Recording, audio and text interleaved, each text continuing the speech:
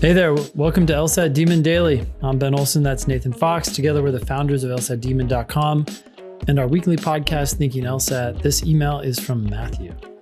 Dear Demon Daily, my name is Matthew, and I figured I would give you some things to think about when it comes to U.S. news and the decision for big schools to walk away from the ranking system. I took an LSAT prep course and found that eventually, to get a high score, you basically have to game the test, parentheses, logical force, statistical analysis of answer types, typical depending on the question type, etc.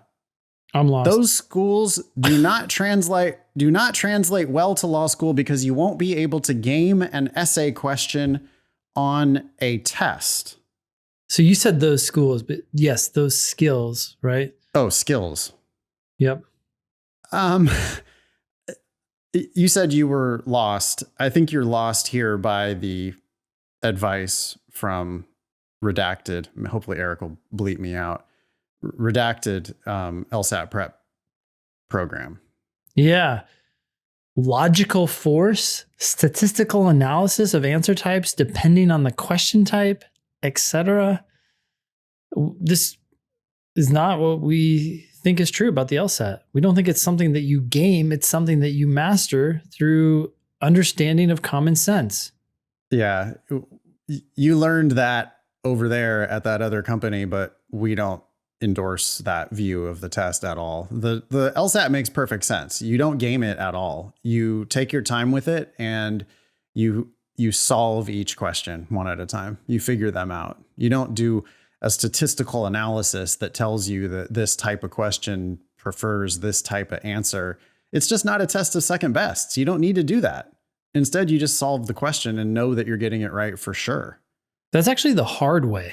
It's the hard way of doing this. Oh, for sure. Yeah, it's the gimmicky bullshit way of doing it instead of the way that, turns into 170 scores. Like 170 scores come from you understood the test. Yep. And none of this is right. So, I'm not sure where we're going to go with the rest of this email, Matthew, but you're saying those skills don't translate well to law school. Well, you don't need to worry about that because they don't help you for the LSAT. That's just not what you should be doing on the LSAT. Yeah. Matthew goes on, I do think the preparation time for the LSAT translates well to the commitment for law school, and it can also discourage students from making a rush decision or commitment they will give up on in the middle of school.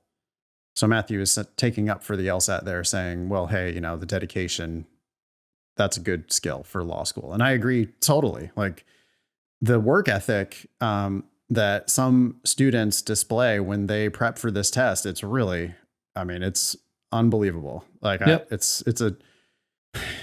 just very lawyerly when someone does all 99 of the practice tests 3 times each. Yeah. To eventually improve by 30 points. Yeah, that kind of shit translates very well, I would say, to law school. Yeah. Next paragraph for Matthew. I think a much smaller LSAT would be good, but I couldn't help but wonder if time would be better spent elsewhere. I took pre-law classes at Sac State that were taught by professors that teach law school at UC Davis.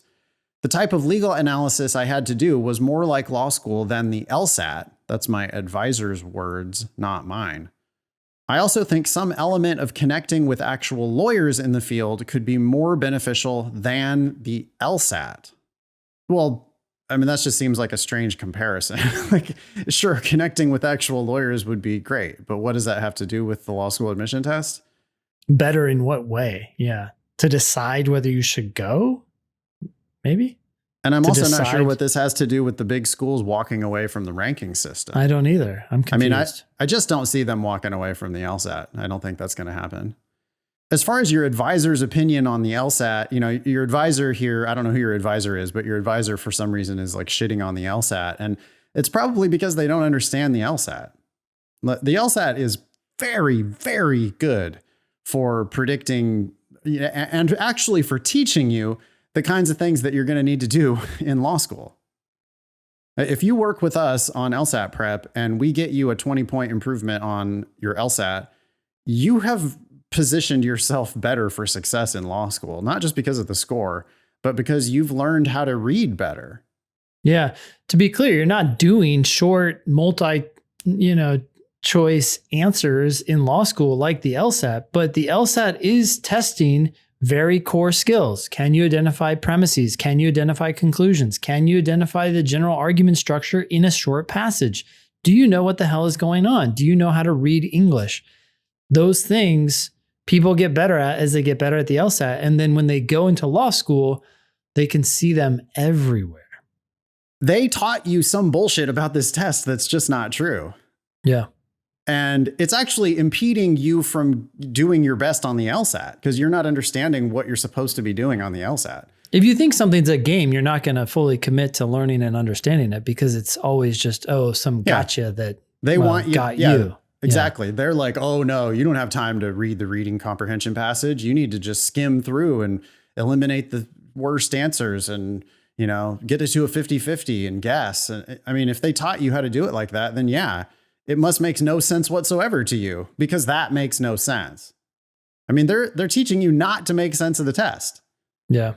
Well, then you're not going to make sense of it and you're not going to improve. And I'm sorry for the bad advice that you've gotten out there. Anyway, Matthew has more thoughts about what would be a good way to do law school admissions. A pre-law clinic that involved meeting lawyers, judges, etc., that involved some element of legal writing and analysis. Turning in my pre-law work to a law school would probably provide them with some much needed information about my possibility of success in their program than a test centered around memorizing formulas for question types. Wow, memorizing. We don't talk about memorizing on the LSAT. That's insane. None of this shit is helping you, man. I agree with you. If that's what the LSAT was, then I would agree with you that I would say, oh yeah, well, law school is totally different, but not the way we do it. And look, I like these ideas, but at the same time, they are subject to being twisted or manipulated in a way that a timed controlled test can't be, right? Like if you write a legal draft of something and then submit it to a law school for their perusal, how much help did you get from someone else? It could be so gamed, right? Whereas a test, you have to sit down and take it and answer questions, not based on memorization, but based on your ability to unpack logical reasoning. And frankly, they love the LSAT because it's one number that they can use to compare all students. Yeah. As opposed to reading essays and say, oh, is this one better than this other one? They would want how do they AI compare to grade you with your pre-law work with someone else who didn't do pre-law work? Yeah. What if someone else was pre-med? They don't have assignments to turn in to the law school. And so it's a nice idea. It's just like, I mean, they'd have to make the application 10 times as expensive.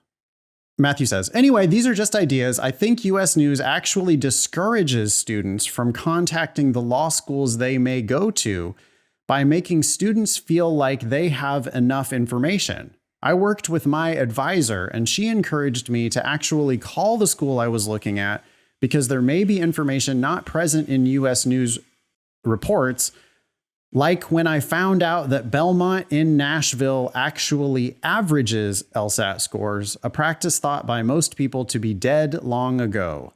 Anyway, some thoughts to think about, Matthew. I'm going to lsatdemon.com/scholarships. Okay. Because I've never heard of this Belmont. And I want to see where they're ranked. And I want to look at their 509. There they are. Belmont University. 133rd in the country by US News. Not that we give a shit. We are not defenders of US News at all. 50th percentile, 158. 75th percentile, 161. 25th percentile, 153. And of course, that's all based on the highest LSAT. That's the public record is showing the highest LSAT for every member of the incoming class. Do you believe that Belmont is averaging? I would be surprised to hear that they do that. It's not a very smart move. Yeah, that would be my thing is like, well, why would they do that when all the other schools in the ABA rankings are just looking at the highest LSAT, when the highest LSAT is what gets reported on the 509 report. I mean, so what you're saying is if Belmont's averaging, these numbers like look worse than the underlying reality at Belmont. Yeah. They actually have students with higher numbers. No. It looks worse or it looks better because they're reporting their highest score. Oh, sorry. Well, I mean, the fact that there are other. So here's what would happen with Belmont, right? Yep. If they indeed are averaging, then they should prefer someone who got a 158 and only took it once to someone who got a 150 and then got a 159. Yeah. Or 160. Or 160 or whatever. And the reason why that's dumb is because they are going to report your one-time 159 as a 159, whereas they're going to report the person who got a 153 and then a 160 as a 157, or sorry, 156 and a half. And so they would then prefer the student who had only taken it once and scored higher. And that will increase their average LSAT, but it will decrease their median LSAT, their 50th percentile LSAT. And that is then bad for their rankings. So, I mean, it might be that they are ignorant of that. Could you imagine that that's possible, Ben? I do think that's possible. There's a lot of schools out there. There are a lot of them that are very lowly ranked and probably just try to decide, hey, did we make money last year? Are we making money this year? And no one's really figuring out, hey, how do you play this game? They're just playing a different game. Yeah. So, they're being ranked by US News. And this is an example of where I think it behooves them, if they're savvy and if they care about their ranking, they should be just using the highest LSAT for every member of their incoming class. Well, you said care about their ranking, yes, but also just care about their class. Why would you, if you had someone who had a 150 and a 160, that's an average of 155. Well, the person got a 160. So that's telling you something about them. You're going to pick someone who got a 156 over someone who got a 160? That's a 4-point difference. Oh, because it's an average of 156, Ben. Yeah. It's just not a smart way to build a class. I agree. That's our 2 cents. If we were running a law school, obviously we're not running a law school, so maybe we can shut up about that. What else did I want to say? There was something else here. Oh, US News. Do you think US News discourages people from contacting the law schools they may go to by making students feel like they already have enough information? I think there could be some truth to that. People like to see numbers. You get a number for a school, you think you know it all. You're like, oh, they're ranked 7th. Therefore, they must be better than this other school that's ranked 8th. It's like, what the fuck? There's so many differences between those two schools that you have not thought about, but you now think you know because one is 1 point higher than the other. Just to defend US News there, it's not like US News is actively discouraging. Oh, absolutely not. It's just because the rankings exist, then many people are going to only ever look at the rankings. Yeah, and I do this all the time too. I'm like looking at 2 restaurants and one has a 4.6 stars and the other has 4.8. And for some reason I think like, oh geez, I got to go to that one. Done deal. Yeah. Yeah, it makes sense. I mean, in some cases it does make sense. Like those ratings a lot of times end up giving you exactly what you want. Yeah. I don't think that the US News rankings really work in quite that way, right? It's not, if you're ordering DoorDash, then I mean, it's less consequential if you just rely on, I don't know, 4.8, that looks good, let's do it. Whereas in law school, you're talking about investing 3 years on 150 grand. So maybe not that smart of a thing. I'm glad you reached out, Matthew, to your one school you were looking at. I hope that's not the only school you're looking at. And I hope that you're not taking your advisor's advice too seriously. We have encountered so much terrible advice out there from pre-law advisors at undergrad schools. And, you might have a real good one, but unless your advisor is telling you, hey, shouldn't you be maybe looking at 5 or 10 different schools, and not all the schools are going to average, and most of the schools are only going to look at your highest LSAT. If you're not getting that kind of information out of your advisor, then I don't know that your advisor really understands the game quite as well as we do. We've heard advisors say like you can't improve on the LSAT and lots of bullshit like that. So stay with us, Matthew. Hopefully you can improve your LSAT by 15, 20 points and just blow a school like Belmont out of the water. Oh, the one thing I didn't look at is how much scholarships they actually give. I like to report on that at least. Yeah. Full ride scholarships at Belmont, 24% of the class. Half to full scholarships for another 26% of the class. Okay. So 50% of the class is getting half or more. Yeah. And I got to think that those are probably merit-based scholarships. And if they're given merit-based money while averaging LSAT, they're wasting that money. Yeah, that's a really strange decision. Or are they actually making scholarship decisions based on your highest score, but admitting you based on your average score? That's strange too. Just telling people that they average for no good reason, muddying the waters, making it confusing. It's just so dumb. Could it be so that you apply? We average, so don't take it again. Apply now. Well, we've heard tons of schools giving advice that really seemed like cynically self-interested. We've seen schools out there that are like, oh yeah, that's a great personal statement topic. Just like telling you what you want to hear in order to hurry up your application. Yeah, most people don't improve that much on the LSAT. And if Belmont is like, well, we average scores. So, it's like, even if you do improve, you only get half of the improvement. Yeah. So you should just apply now. If that's where they're going, you should just apply now. Well, then fuck that, because they're, lying to their customers. Hey, one thing about this advisor, you said, hey, I'm not sure whether this advisor is good or bad or providing good advice or bad advice, but I think the clue here is that this advisor is not. And the reason why is Matthew says, she encouraged me to actually call the school I was looking at. The school I was looking at. Yeah. I'm so glad that she did encourage you to call, but I would much rather have her advise you to apply to 15 schools. Yeah. Or to take the LSAT again and apply to better schools. Like, oh, you want to go to the school? Call them. Not the best advice. Not the right advice. And I could see a lot of, harried undergrad advisors who they probably have way too many students to actually give good help. Mm-hmm. And they're just like, oh, you're interested in grad school, student number 997. Great. What school do you want to go to? Oh, okay. Yeah, here you go. Yeah. Oh, here's some information. Yeah. Call them.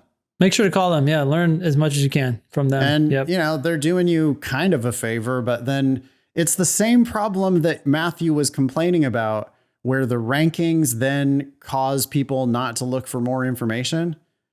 I just hope that this advisor is not then you're not, oh, well, my advisor told me. Yeah. You quoted your advisor twice in your email to us. It makes it sound like you think your advisor's the shit. Well, they might be, but then again, they might not. And I hope you're not just like totally putting your eggs all in that one basket. Great. Thanks for writing in. Email daily@lsatdemon.com if you'd like to ask us a question or share some LSAT or law school admissions news. Thanks for listening.